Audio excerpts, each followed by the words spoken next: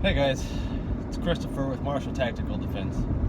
Not too long ago I just did a video on reasonableness in self-defense law, and I talked about training for what you might face someday, training for the possible scenarios in which you'd have to use force or deadly force, God forbid. And I emphasize the importance of training. Get yourself stressed out, put yourself in a state of fear in order to understand your reactions in that state and how they're different, and how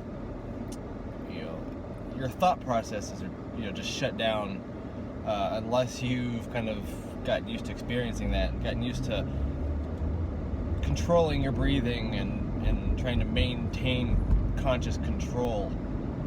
There's so much emphasis in the self-defense community, the gun community, on training, and I've had some training. I told you in that video I was trained as a law enforcement officer, so I had a little bit of police training, which I know some departments are really good about doing that training and some aren't so good, and I would say the one I went to was okay.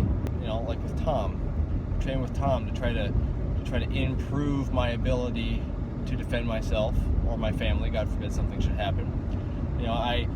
I watch as much educational material as I can on self-defense scenarios, and particularly in the gunfighting arena, because I don't really get to do as much training as I would like. I try to learn as many lessons as I can from other people, and that has only so much benefit because I'm not doing it under duress, like I said, right? But I'm struggling to find the balance that I'm okay with. If I had all the time and money in the world, I would train a lot. It would be my main hobby would be training, in self-defense. I love self-defense. I always have since I was a kid. And one of my biggest regrets is not training enough in self-defense, both in open hand skills or hand-to-hand skills, and in firearms. So going back to what we said about reasonableness, the legal standard is what an ordinary and prudent person would believe or do in a situation, and what kind of training is expected of an ordinary and prudent person.